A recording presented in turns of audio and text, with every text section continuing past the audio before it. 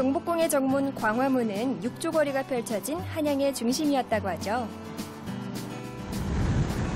여기는 서울의 중심, 서울 종로구 세종로인데요. 언제나 수많은 차량의 행렬이 끊이지 않는 이곳. 이렇게 무더위 속에서도 언제나 묵묵히 저 문을 지키고 있는 저분들은 누구일까요? 네, 바로 오늘 저 김보라가 찾은 이 보물들을 만나려면요. 저분들의 허락이 필요한데요. 일단 도전해보겠습니다.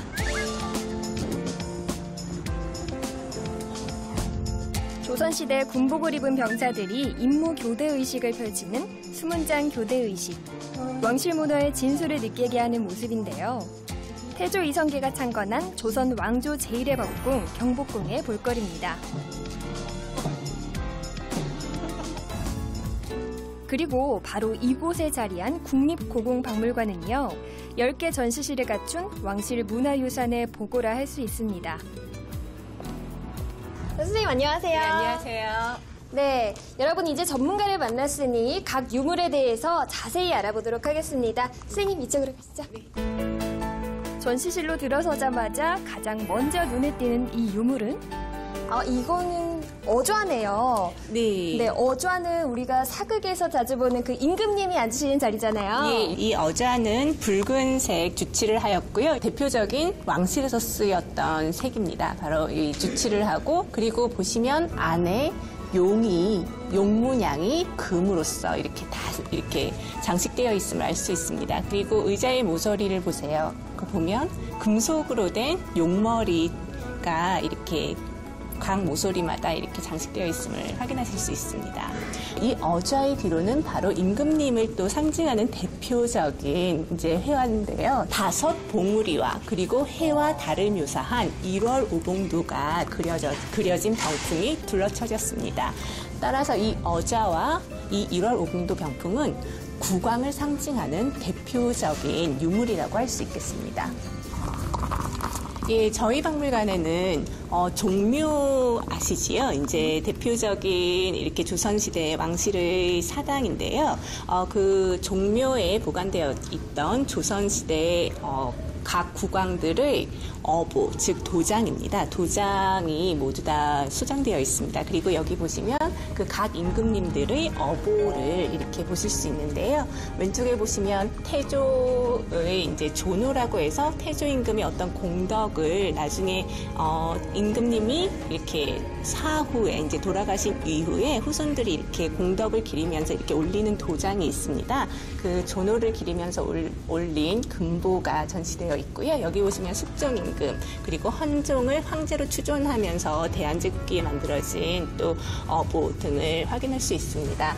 그리고 이러한 어보들은 대표적인 국왕의 상징물입니다. 어보 자체가 바로 그 국왕의 존재를 상징하는 것이지요.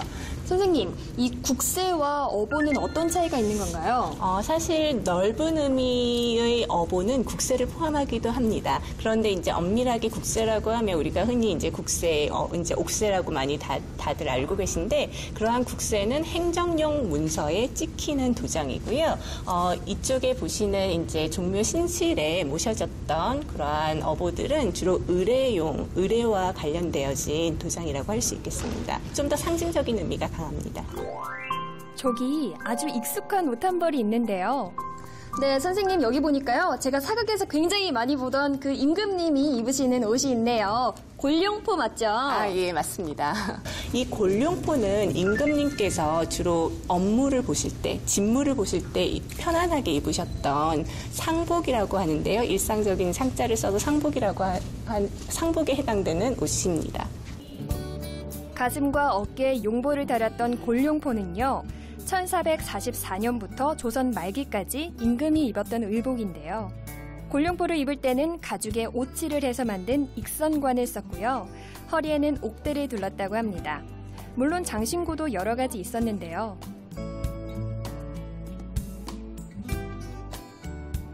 지금 전시되어진 이 의복 같은 경우는요. 고종의 아드님이셨던 영친왕이 직접 입으셨던 옷입니다.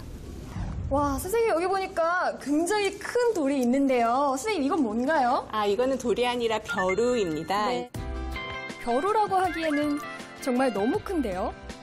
네, 왕실에서는 그 왕실의 위엄과 이제 품격을 이렇게 드높이기 위해서 저렇게 대형의 벼루를 사용을 하셨습니다. 연잎 형태의 벼루는 조선 왕실에서 사용하던 것입니다. 작은 메기와 모란꽃이 적절하게 배치된 벼루 안쪽. 그 세심함이 참 놀라운데요. 뚜껑 윗면에는 구름 속을 나는 5마리의 용이 자개로 장식되어 왕실의 품격을 보여줍니다. 이 멋진 자동차는요, 조선의 마지막 황제였던 순종 황제와 순종효 황후가 타던 어차입니다. 왕실의 의례실. 선생님 안녕하세요. 조선 왕실의 정치적 권위와 정통성은 오래를 통해서 이어졌는데요. 이곳은 바로 그런 왕조의 정통성을 엿볼 수 있는 곳입니다. 네, 선생님, 이 앞에 보이는 것들은 어떤 보물들인가요? 예, 여기에 전시되어 있는 유물들은 오레중 가래에 해당하는 혼례와 관련된 유물입니다. 특히 여기에 전시되어 있는 유물들은 고종과 명성 왕후가 1866년에 혼례를 올렸을 때 사용된 항아리와 그리고 그때 내려진 금보 그리고 교명 옥책입니다. 이번에는 또 어떤 유물이 기다리고 있을까요? 뭔가의 모형인데 평범한 공간은 아닌 듯합니다. 한눈에도 귀한 것들이 모셔진 느낌인데요. 네, 선생님, 여기는 어떤 공간이죠? 예, 이곳은 바로 종묘의 신실을 재현해 놓은 공간입니다. 예, 종묘는 국가의 제사 중 가장 중요한 종묘 제례를 올렸던 공간인데요. 종묘는 역대 왕과 왕비들의 신주를 모셔놓은 공간입니다. 예, 이곳은 현재 유네스코 세계문화유산으로 지정되어 있는데요. 이곳에서 가장 중요한 국가의 큰 제사가 열렸습니다.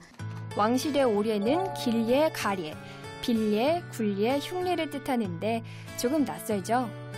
보통 우리가 익숙한 건 관혼상제 이 4가지 행사거든요. 근데 오례는 좀 다른 건가요? 예, 관혼상제가 이 오례에 모두 포함이 됩니다. 이제 관례와 혼례는 오례 중에 가례에 해당이 되겠고요. 상례는 오례 중에 흉례, 그리고 제례는 바로 오례 중에 길례에 해당되는 것입니다. 길례는 길한 예절로 조상께 올리는 제례가 포함되고요. 흉례는 흉한 예절, 상례를 뜻합니다. 가례는 가장 기본이 되는 예절로 혼례 예절까지 포함되고요. 빌례는 외국의 사신에 대한 예절, 굴례는 군사 관련 예절인데요. 유교의 나라 조선 왕조는 국가 통치에 있어서도 오례의 중요성을 강조했습니다. 자, 이제 다음 장소로 이동해 볼까요? 네, 저는 이제 여러분들에게 아주 특별한 곳으로 안내를 해드릴 건데요. 바로 조선시대의 궁중자수입니다. 여러분, 따라오세요. 선생님, 안녕하세요. 네, 이곳에 오니까 굉장히 아름다운 보물들이 또 이렇게 전시가 되어 있네요. 조선시대는 궁중자수가 특히 발전했는데요. 무병장수를 기원하는 뜻으로 그림과 글씨를 수놓아 병풍을 만들기도 했고요. 왕과 왕비는 물론이고 왕실 사람들의 예복과 장신구에 아름다운 자수가 사용됐습니다. 왕실의 공예품다운 품격이 느껴지시나요? 예, 여기 보시는 것이 왕과 왕비가 가슴에 달았던 보라고 하는 흉배거든요. 5개의 발톱을 가진 오조룡, 이 용이 주 문양을 이루고 있습니다.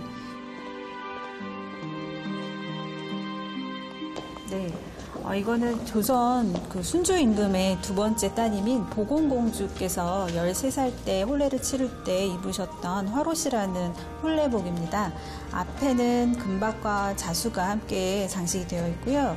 뒷면은 이따 보실 텐데 면 전체가 자수로 화려하게 수가 놓여져 있습니다. 왕실에서는 이렇게 화려한 수를 놓은 옷을 못 입게 금지를 했었는데 왕실의 대통을 잇는 그 경사스러운 날인 혼례날만은 이렇게 화려한 자수를 입는 것을 허락을 했습니다. 조선 왕조 500년의 유물을 간직하고 있는 국립고궁박물관. 조선 왕실의 빛나는 문화유산. 오늘은 여기까지고요. 우리의 오감을 만족시켜주는 국립고궁박물관에서의 보물찾기, 다음 시간을 기다려주세요.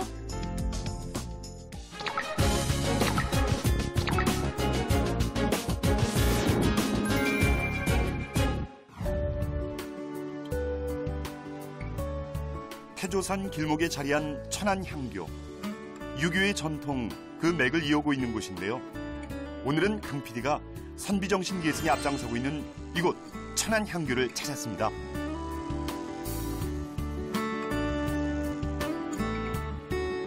예, 오늘 천안향교를 찾아온 강 PD입니다. 예, 반갑습니다. 천안향교 전교 손중찬입니다. 여기가 천안향교 홍살문인데 제가 다른 향교를 다녀봤을 때 홍살문 앞에 이런 비석이 있는 것을 못 봤어요. 읽어보면은 대소인 예, 뭐 이렇게 적혀 있는데 예, 이게 어떤 비석인가요? 여기 대소인은 개하마라고 하는데 벼슬이 높은 사람이든 얕은 사람이든 어떤 사람이든 간에 사람은 모두가 다 여기서 말을 탔으면 다 내려서 경건한 자세로 여기 걸어가라는 뜻으로 대소인은 개하마라고 써 있는 것입니다. 하마비의 문구처럼 마음가짐부터 경건하게 전교님을 따라 나섰는데요. 위산문을 들어서기 전에 꼭 봐야 하는 게 있습니다. 이 탱자나무의 수령이 이제 이 천안향교의 역사를 말해주고 있다고 하던데요. 향교 건립 당시라고 하니까 1398년. 그렇다면 약 600년 정도 되지 않을까, 수령이. 굉장히 오래된 수령인데 여기에 소개되는 건 지금 520년이라고 했는데 이거보다는 훨씬 오래되지 않았나 이렇게 생각이 됩니다. 아, 이 탱자나무가 이제 천안향교의 역사를 말해주고 있는 거군요. 예. 뭔가 긴 사연을 담고 있을 듯한 비석. 그냥 지나칠 수는 없죠. 외산문 오른쪽에 이런 비석이 있는데 이 비석은 어떤 비석인가요? 요것은 명륜당에 여러 가지 그 현판이 있는데 그 현판에 있는 내용들을 간추려서 여기에다 다 집약해서 담아놓은 것입니다. 그러니까 천안향교의 역사가 여기 속에 다 담겨 있다 이렇게 보시면 되겠습니다. 여기서 향교는 고려의 향학이 조선주에 들어와서 향교로 바뀌어 태조원년 조령으로 9년의 향교를 세우도록 권장하였다. 이런 것처럼 이제 향교가 언제 처음 세워졌나는 그 역사가 여기 담겨 있고 사적비에 빼곡하게 담긴 한 줄 한 줄이 천안향교의 역사 그 자체입니다. 그러니 향교를 알려면 사적비부터 살펴라. 다들 아시겠죠? 저희가 길을 가다 보면은 그냥 무심결에 지나치는 비석들도 있는데 이렇게 비석마다 이렇게 의미가 있고 또 그 비석을 잘 살피면 더 좋은 역사도 알 수 있는 거군요. 예. 단정하게 합보를 하면서 계단을 오르고 위산문을 들어서는 거. 뭐 이젠 익숙합니다. 어느새 찾아온 가을 하늘이 밝혀주는 저곳은 외산문을 통과해서 들어오자마자 바로 앞에 명륜당이 보이는데요. 역시 다른 향교처럼 전학 후묘의 방식인 것 같아요. 근데 다른 향교들의 명륜당이랑 약간 건물이 달라 보이는데 보통 다른 향교의 명륜당들은 오른쪽, 왼쪽 그리고 중앙에 문이 있고 이렇게 대칭을 이루는 구조란 말이죠. 근데 여기서 보면은 앞에서 볼 때 4칸으로 돼 있어요. 저 옆에 있는 칸은 혹시 어떤 칸인가요?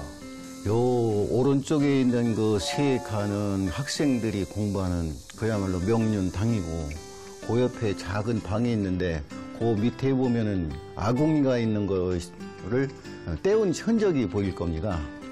그거는 사람이 거처할 수 있는 방으로서 저 선생님의 휴게실 또는 저녁에 이제 주무시는 방 이렇게 생각하시면 될 것 같습니다.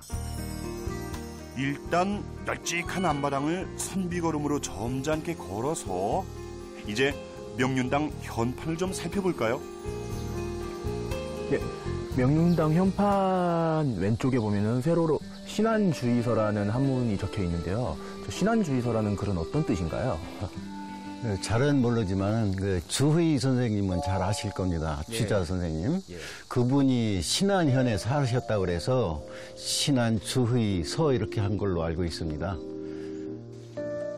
전학 후묘 구조니까 명륜당 뒤쪽에 대성전이 자리해 있을 텐데요. 그 사이에 있는 저 건축물은 뭘까요? 보통 명륜당 뒤에는 내산문이 바로 있기 마련인데 여기는 명륜당 뒤에 건물이 하나 또 있네요. 이 건물처럼 보이는 가운데에 문이 3개 이렇게 달려 있어가지고 저거를 내산문이라고 하는 겁니다. 아, 이게 내산문이었군요. 이름은 내산문이지만 분명 방도 있고 좀 특별한데요? 보통 다른 향교를 가보면 내산문은 그냥 문만 3개 있는 경우가 많은데 여기 내산문은 무슨 하나 건축물처럼 이렇게 방도 딸려 있고 이런 것 같아요. 이쪽에 방 2개 있는 거를 상방이라 하고 저쪽에 있는 곳을 이제 제기고인데 석전대제 할 때 쓰는 그 제기를 그곳에 간직하고 있는 곳입니다.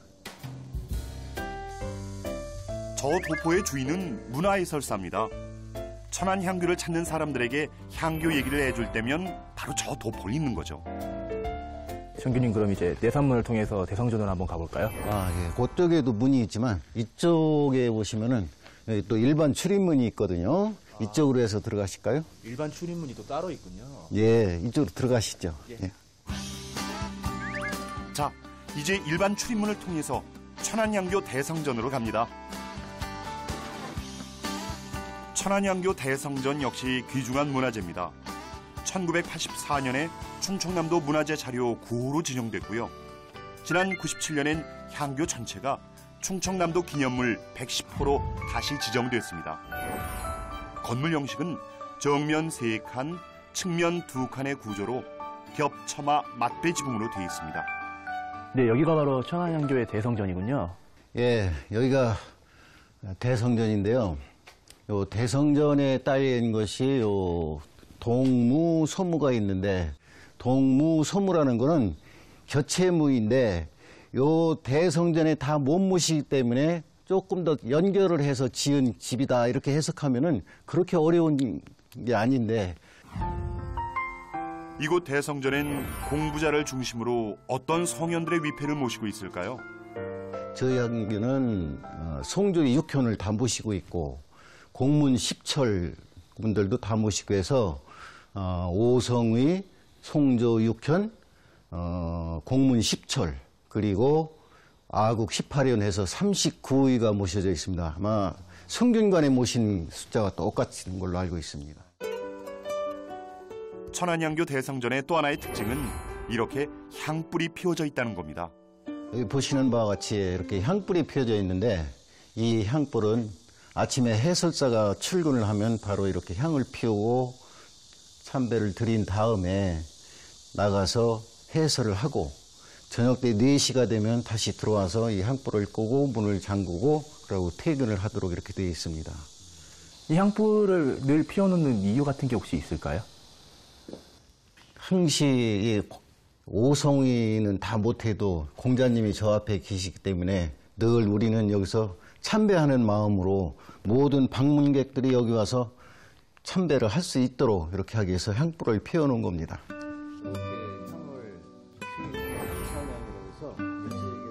이야, 우리 강 PD가 또 그냥 지나칠 수 있나요?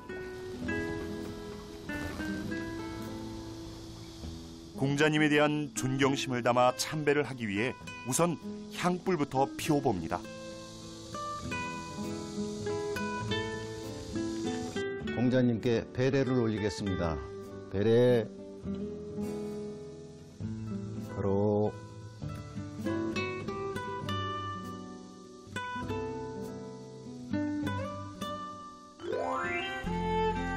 천안향교엔 이 시대의 선비를 기르기 위한 특별한 공간도 마련되어 있습니다. 향교 바깥에 이렇게 예절관이라는 건물이 있는데요. 이 예절관이라는 건물은 어떤 역할을 하는 건물인가요? 예.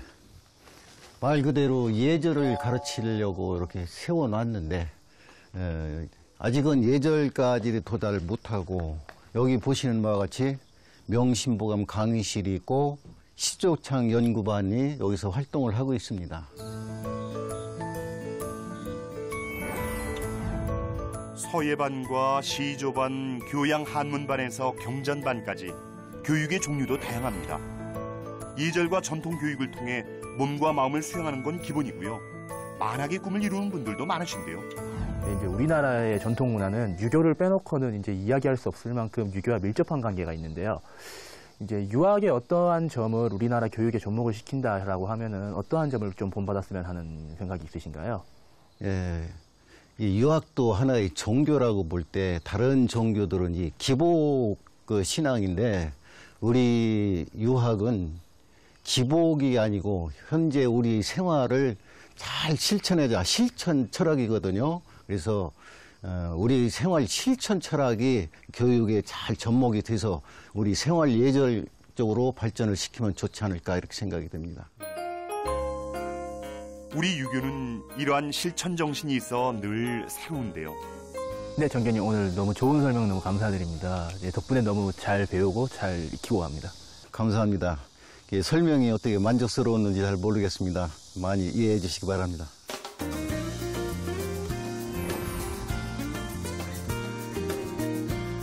천안향교, 유학의 근본을 느릿한 걸음으로 지켜가는 곳입니다.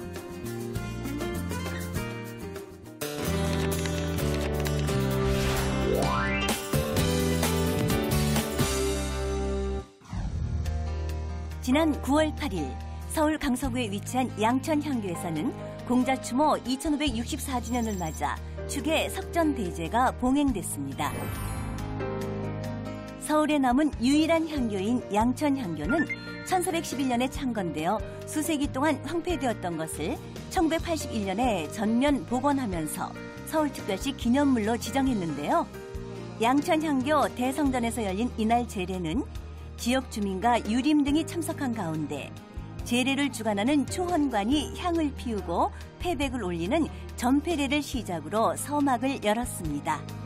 오늘은 축이 석전을 한 날입니다. 축이 석전은 이제 석전은 1년에 2번을 하고 있어요. 한 번은 봄에 하고 가을에 하는데, 그러니까 학교로 따지면은 이제 그 입학과 전반기 하반기 그걸 축하하기 위해서 공자님한테 제를 지내고 있습니다. 양천향교에서는 대성전에서 공자님을 비롯한 27년을 모시고 1년에 2번씩 제를 지내고 있고요. 제가 맡은 일은 알짜로서 그 헌가님들을 인도하여 그 제를 지내는데 원활하게 하게끔 하는 게 제가 맡은 알짜 역할입니다.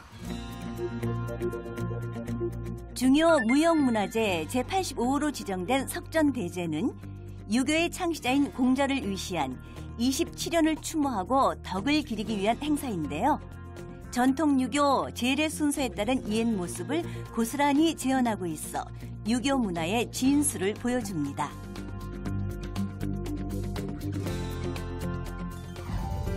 공자가 추구했던 이는 당시 도덕적 규범뿐만이 아니라 사회 질서를 회복하기 위한 정치 사상으로 이어져 왔는데요.